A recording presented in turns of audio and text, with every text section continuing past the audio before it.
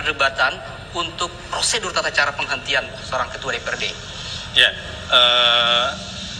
pertama tentu saya mengucapkan terima kasih kepada moderator yang telah memberikan kesempatan kepada saya sebagai salah satu pengamat di bidang hukum administrasi negara sehubungan dengan kisruh yang terjadi di DPRD Kabupaten Solo yang sama-sama kita ketahui bersama. Ini adalah merupakan salah satu bentuk pembelajaran yang tentu sama-sama kita ketahui ini tidak elok.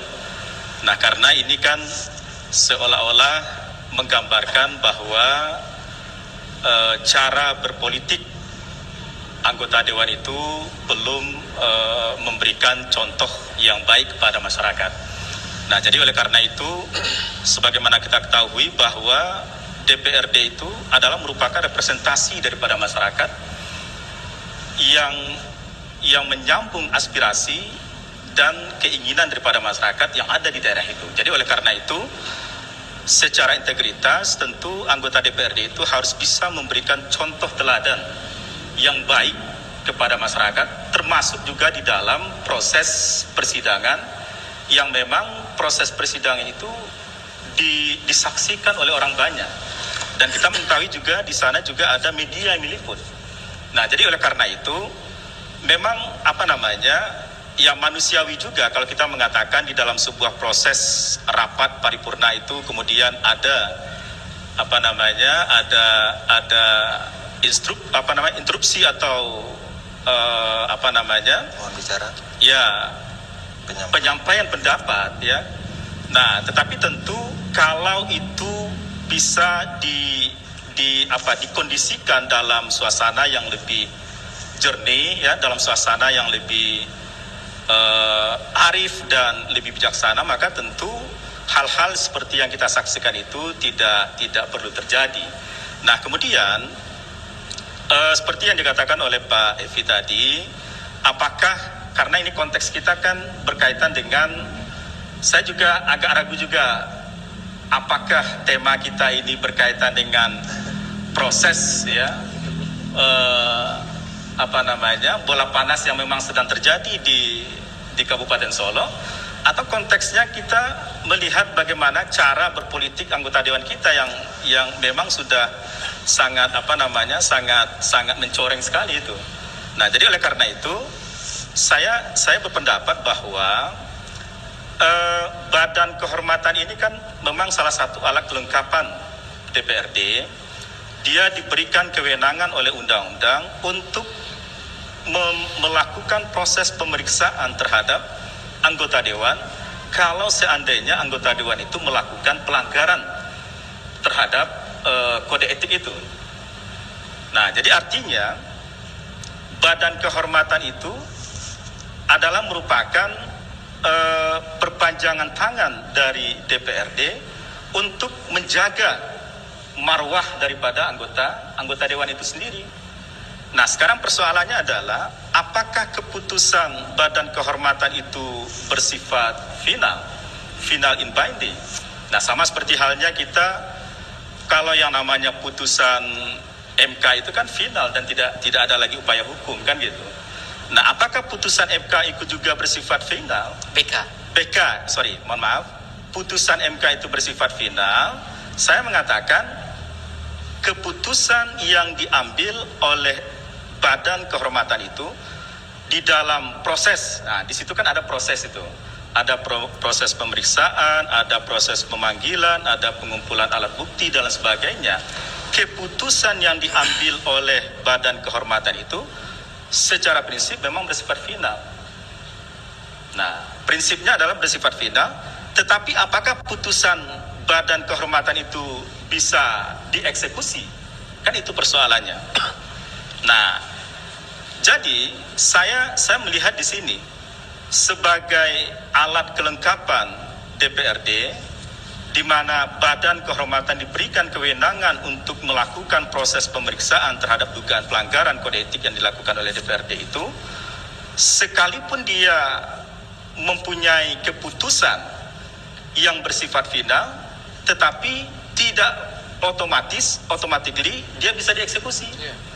Nah, katakanlah misalnya pada saat proses pemeriksaan yang dilakukan oleh Badan Kehormatan itu, katakanlah misalnya terbukti ada pelanggaran kode etik, apakah itu masuk kategori sedang, apakah itu masuk pelanggaran berat.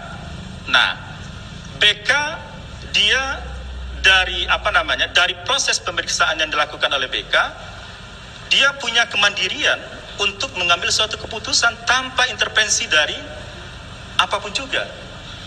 Jadi artinya keputusan yang diambil oleh Badan Kehormatan itu memang keputusan yang mandiri. Sama halnya seperti hakim mengambil suatu keputusan di dalam suatu persidangan. Tadi BK sudah menyampaikan hasil keputusannya, belum bisa dieksekusi berarti ya, Pak Asmi? Ya, jadi artinya keputusan atau hasil pemeriksaan yang dilakukan oleh Badan Kehormatan itu bersifat final, tetapi tidak bisa langsung dieksekusi. Nah, artinya apa? Kapan keputusan BK itu kemudian baru bisa dieksekusi?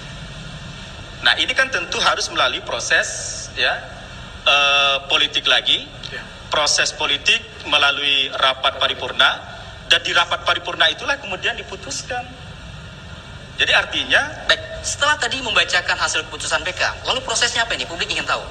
Nah, jadi pada posisi ini BK hanya menyampaikan keputusan itu, keputusan hasil pemeriksaan yang dilakukan oleh Badan Kehormatan. Nah, keputusan akhirnya bagaimana? Nah, keputusan akhirnya tentu proses politik yang nanti yang akan menentukan di dalam sebuah rapat paripurna.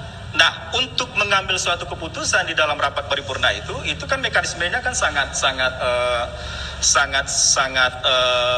ketat sekali. Jadi artinya tidak segampang itu juga kemudian keputusan itu bisa diambil. Katakanlah misalnya jumlah anggota dewan yang hadir itu mesti harus korup ya.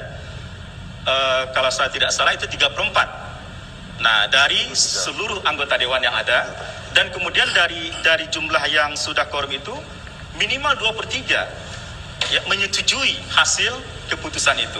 Baru di situ kemudian bisa diambil keputusan bahwa apa yang diputuskan oleh Badan Kehormatan itulah yang kemudian menjadi suatu keputusan akhir dari dugaan pelanggaran yang dilakukan oleh setiap anggota dewan itu. Artinya dari hasil laporan BK tadi, Bamus harus mengagendakan lagi paripurna untuk penetapan keputusan nasib dari Ketua DPR. Iya, memang seperti itu. Jadi artinya putusan BK itu tidak secara otomatis kemudian mengatakan bahwa katakanlah misalnya si A diberhentikan.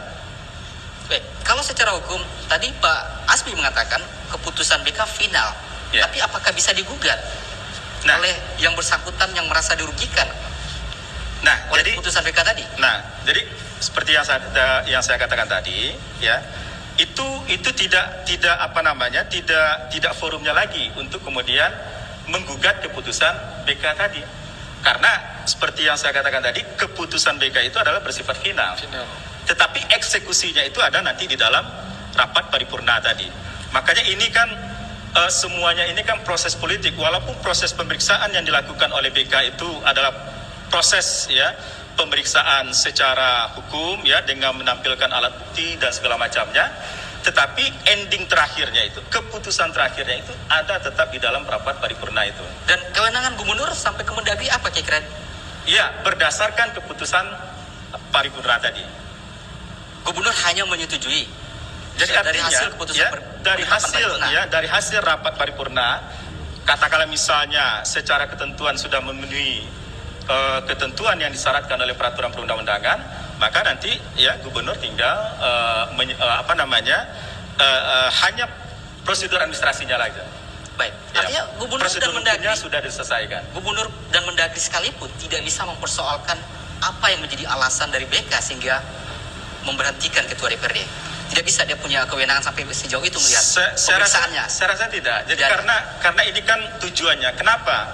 Kenapa BK itu tidak bisa diintervensi pada saat dia melakukan proses pemeriksaan ataupun juga pengambilan keputusan. Nah, ini kan tujuannya adalah agar BK itu betul-betul bekerja secara profesional dan terlepas dari pengaruh-pengaruh dari pihak manapun juga. Nah, jadi artinya ini adalah dalam kerangka sebetulnya undang-undang memberikan suatu pembelajaran yang baik juga bahwa apa tugas yang dilakukan oleh Badan Kehormatan itu betul-betul merupakan tugas yang sangat mulia dan itu memang menunjukkan independensi daripada Badan Kehormatan itu sendiri. Jadi dia dari tidak bisa kacamata Pak Asmi nih, apakah bisa anggota BK itu dia bisa bersikap imparsial, independen, netral, sementara dia orang-orang fraksi di dalamnya yang terlibat di dalam kubu-kubuan tadi, faksi-faksi tadi. Nah, ini kan biasa dalam sebuah kehidupan bernegara ya, apalagi di negara hukum seperti halnya negara kita ini. Jadi artinya maka disitulah profesionalisme ya dituntut dari setiap anggota Badan Kehormatan itu untuk bisa memisahkan mana yang merupakan kepentingan partai atau fraksi itu dan mana yang betul-betul merupakan tugas dia sebagai Badan Kehormatan tadi. Baik, kalau dari tadi ini kalau Pak Asmi bisa menilai Bu Dian, kalau versi Bu Dian beliau sudah profesional, pada saat paripurna dia mewakili fraksi, pada saat sidang BK baru suara soal BK. Apakah profesional menurut Pak Asmi? Kalau menurut Pak Epi tadi tidak profesional. Ya, saya kan juga tidak pada tempatnya juga memberikan penilaian kepada Bu Dian yang kebetulan sebagai anggota BK. Wakil Ketua. Apakah wakil ketua ya? Apakah beliau menjalankan tugas ya secara profesional atau tidaknya? Tetapi tentu secara normanya, secara normatifnya ya tentu disinilah tantangan bagi setiap anggota BK itu untuk dia bisa menjalankan tugas dan fungsinya itu secara independen dan tidak memihak itu. Baik, ya. Kalau pandangan Pak Ari nih, Pak Ari, ini secara politik